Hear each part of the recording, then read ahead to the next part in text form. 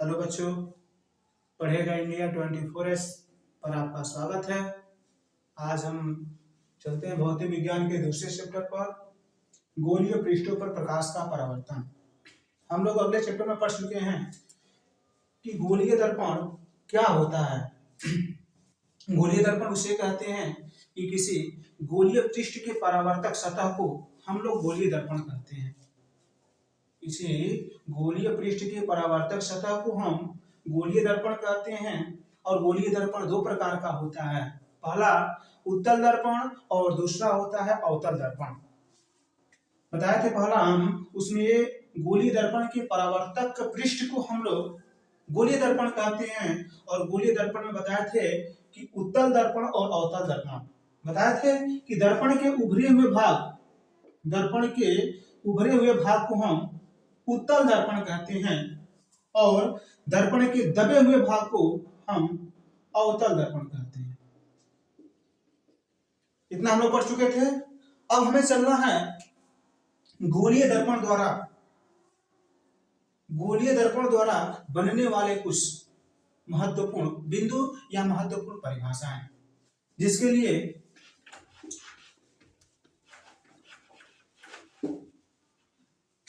एक हम बनाते हैं दर्पण जो बनेगा आपका अवतल दर्पण।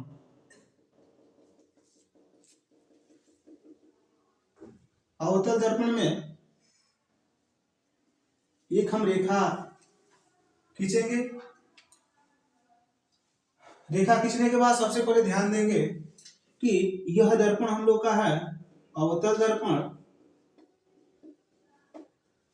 इस अवतल दर्पण के अनुसार सबसे पहले ध्यान देंगे कि इस रेखा को हम लोग कहते हैं मुख्य अक्ष। एक आपका हेडिंग डालेंगे हम लोग। हेडिंग के तहत पहला होगा मुख्य अक्ष किसे कहते हैं। मुख्य अक्ष से कहते हैं कि गोलीय दर्पण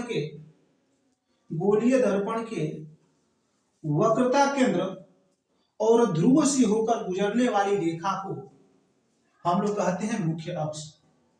गोलीय दर्पण के वक्रता केंद्र और ध्रुव से होकर गुजरने वाली रेखा को हम लोग पहला कहते हैं कैसे मुख्य अक्ष कहते हैं।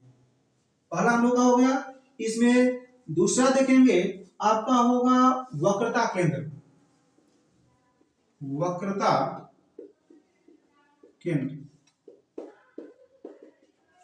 वक्रता केंद्र उसे कहते हैं कि गोलीय दर्पण के मध्य भाग या गोलीय दर्पण के मध्य बिंदु को दर्पण की वक्रता केंद्र कहते हैं और वक्रता केंद्र को हम C से प्रदर्शित करते हैं। अगला स्टेप जिसको हम लोग कहते हैं ध्रुव उसे कहते हैं कि गोलीय दर्पण के परावर्तक बिंदु को हम लोग कहते हैं दर्पण का ध्रुव कहते हैं। गोलीय दर्पण के परावर्तक बिंदु को या परावर्तक सतह को दर्पण का ध्रुव कहते हैं और दर्पण के ध्रुव को P से प्रदर्शित करते हैं। हम लोग का दर्पण का ध्रुव हो गया। अब ध्यान देंगे हम लोग सबसे पहले वक्रता केंद्र हो गया, दर्पण का ध्रुव हो गया और एक होता है जिसको हम लोग कहते हैं फोकस बिंदु। चौथा नंबर होगा फोकस बिंदु। फोकस बिंदु किसे कहते हैं? कहते हैं फोकस बिंदु कि वक्रता केंद्र और ध्रुव के मध्य बिंदु को वक्रता केंद्र व ध्रुव के मध्य बिंदु को हम लोग कहते हैं फोकस बिंदु कहते हैं और फोकस बिंदु को हम F से प्रदर्शित करते हैं। इतना हो गया। पांचवा नंबर आपका हेडिंग रहेगा जिसको हम लोग कहेंगे वक्रता त्रिज्या। कहते हैं वक्रता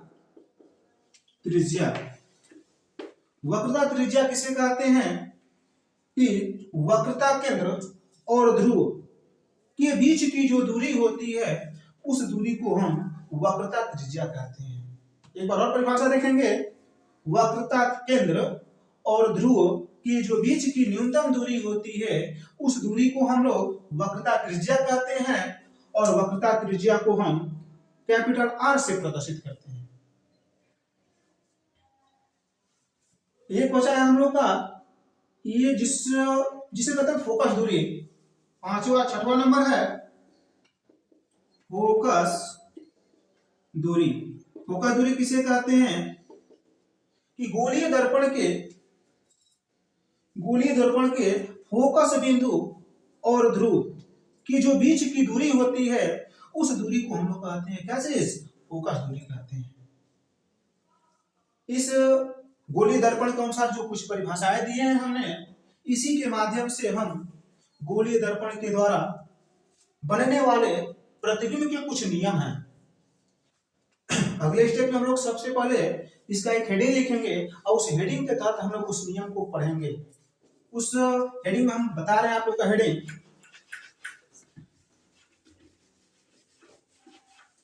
हेडिंग रहेगा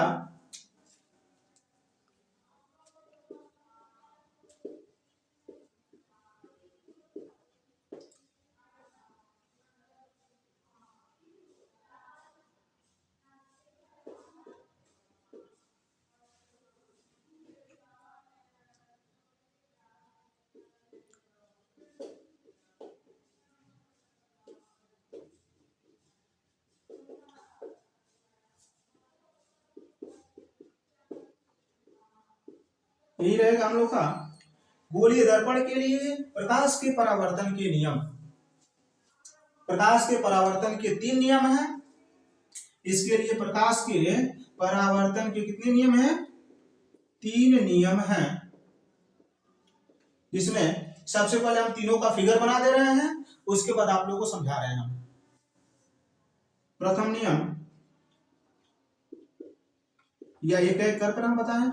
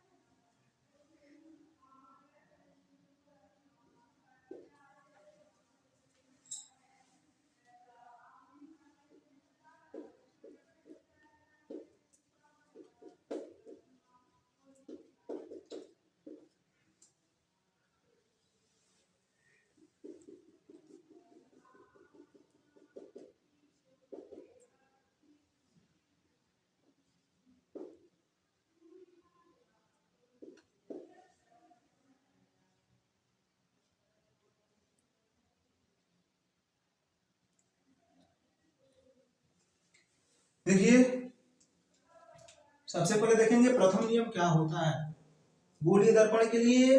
सबसे पहले हम लोग देख रहे हैं बनाए हम लोग फिगर बनाए हैं। ये फिगर हम लोग का है अवतल दर्पण। अवतल दर्पण के लिए प्रथम नियम हुआ है कि जब कोई प्रकाश की किरण अवतल दर्पण पर अनंत से आती है और दर्पण के परावर्तन के बाद वह फोकस से होकर गुजर जाती है, उस नियम को हम लोग कहते हैं प्रथम नियम। दूसरा नियम वह होता है कि जब प्रकाश की किरण जब फोकस बिंदु से होकर गुजरती है या दर्पण पर आती है तो वह परावर्तन के बाद वह मुख्य अक्ष के समांतर हो जाती है, तो उसे हम द्वितीय नियम कहते हैं। तीसरा नियम यह है कि जब प्रकाश की किरणें जब वक्रता केंद्र से होकर गुजरती है तो दर्पण से टकराने के बाद वह वक्रता केंद्र से होकर ही वापस चली जाती है। यह हम लोग का दर्पण के लिए तीसरा नियम है। ये हम लोग का 3 नियम है, एक बार शुरू से सुन लेंगे। इस नियमों के अनुसार सबसे पहले देखेंगे प्रथम नियम क्या है, जब प्रकाश की किरण अनंत से आती है और दर्पण से टकराने के बाद वह फोकस से होकर गुजर जाती है, उस नियम को हम लोग क्या कहेंगे? प्रथम नियम कहते हैं। दूसरा नियम, जब प्रकाश की किरण फोकस बिंदु से होकर आती है और दर्पण से टकराने के बाद मुख्य अक्ष के समांतर चली जाती है, तो उसे हम दूसरा नियम कहते हैं। तीसरा नियम क्या है कि जब प्रकाश की किरणें वक्रता केंद्र से होकर आती है और दर्पण से टकराने के बाद पूरा उसी माध्यम में वापस चली जाती है, तो यह हम लोग के दर्पण के एक तीसरा नियम है। अगला हम लोग हेडिंग चलेंगे इस पे। सबसे पहले ध्यान देंगे, अब इस पर आएगा गोलीय दर्पण के लिए प्रकाश के परावर्तन के बनने वाले प्रतिबिंब के नियम आएंगे, जिसके लिए हम लोग सबसे पहले देखेंगे, इसको मिटा रहे हैं हम।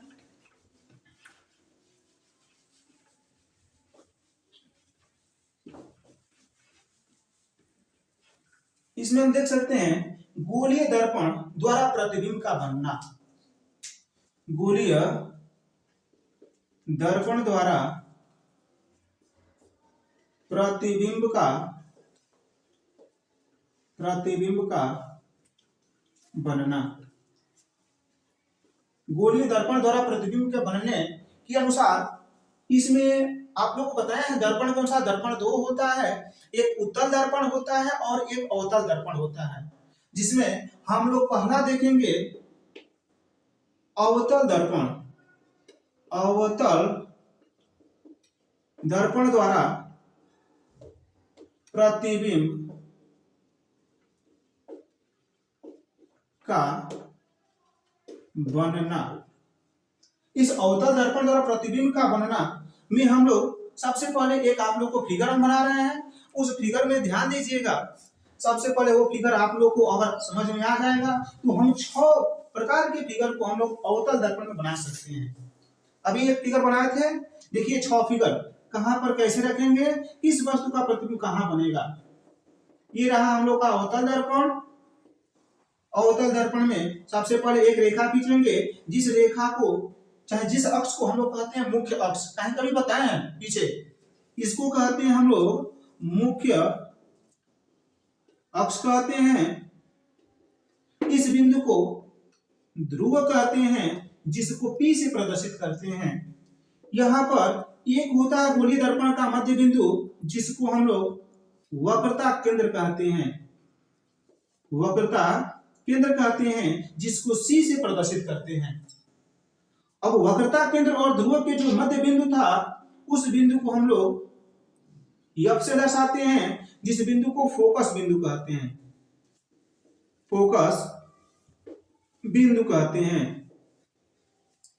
और फोकस बिंदु और ध्रुव के जो बीच की दूरी होती है, उस दूरी को हम लोग F से दर्शाते हैं। इसका नाम देते हैं, इसको कहते हैं फोकस दूरी कहते हैं। एक बचा हम लोग का वक्रता केंद्र और ध्रुव के जो बीच की दूरी होती है, उस दूरी को हम लोग वक्रता त्रिज्या कहते हैं। वक्रता त्रिज्या कहते हैं, जिसको R से प्रदर्शित करते हैं। हमको फोकस करना है, प्रतिबिंब कहां बनेगा, किस वस्तु को कहां रखेंगे। देखिए सबसे पहले इसमें बताया कि आप लोग को 6 जगह प्रतिबिंब बनेगा और 6 जगह हम वस्तु को रखेंगे। प्रथम पहले जगह हम लोग क्या करेंगे, वस्तु को रखेंगे।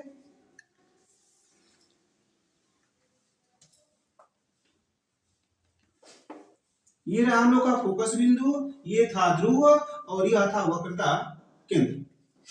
देखिए एक बिंदु, ये तुम्हारा यहां से प्रथम बिंदु हो गया फोकस बिंदु, वक्रता केंद्र। 2 बिंदु हो गया बीच में गोलीय दर्पण के लिए, एक सेंटर हो गया, उसके बाद मध्य बिंदु फोकस बिंदु हो गया। सबसे पहले हम रखेंगे वस्तु को अनंत पर।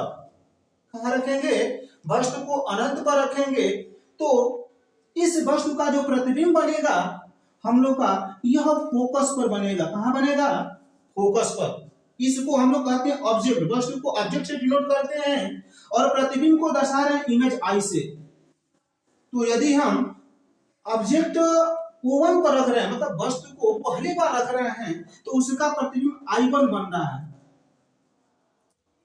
दूसरा देखेंगे, अब वक्रता केंद्र हो गया और आपका ये इनफाइनाइट हो गया, इसको कहते हैं अनंत।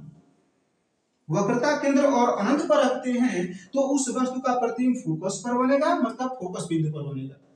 दूसरा, जब हम अनंत और वक्रता केंद्र के बीच वस्तु को रखते हैं जिसका हम सांकेतिक भाषा में लिखते हैं O2, ये O1 है, ऑब्जेक्ट O1, वस्तु मतलब O1 है, ये वस्तु O2 है।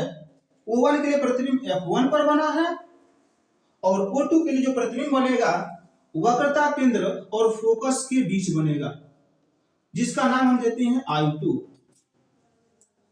दो हो गया। तीसरा है कि जब हम वस्तु को वक्रता केंद्र पर रखते हैं, वह ऑब्जेक्ट है O3, तो इस वस्तु का प्रतिबिंब भी होगा वह वक्रता केंद्र पर ही बनेगा, जिसका संकेत में हम लोग रखते हैं I3। 3 हो गया। चौथा नंबर देखना है कि जब हम वस्तु को वक्रता केंद्र और फोकस बिंदु के बीच रखते हैं वस्तु को O4 नंबर, तो इस वस्तु का जो प्रतिबिंब बनता है इनफाइनाइट मतलब अनंत और वक्रता केंद्र के बीच बनता है, जिसमें प्रतिबिंब चौथे नंबर का प्रतिबिंब I4 हो जाएगा। पांचवा है जब हम वस्तु को फोकस बिंदु पर रखते हैं, मतलब जब वस्तु O5 को फोकस बिंदु पर रखते हैं तो उस वस्तु का जो प्रतिबिंब बनता है अनंत पर बनता है। अंतिम है कि जब हम वस्तु को ध्रुव और फोकस के बीच रखते हैं तो इस वस्तु का जो प्रतिबिंब बनता है वह दर्पण के पीछे बनता है। अब इसके बाद हम लोग क्या करेंगे, एक एक टॉपिक कर कि वस्तु को प्रथम बार में हम लोग अनंत पर रखेंगे, द्वितीय बार में अनंत और वक्रता केंद्र के बीच रखेंगे। एक एक कर हम लोग इसको चित्र बनाकर क्या करेंगे, इसको समझेंगे और बताएंगे कि इस वस्तु का प्रतिबिंब कैसा बनता है, वास्तविक बनता है कि आभासी बनता है कि उल्टा बनता है। अब इसको अगले टर्म में देखेंगे।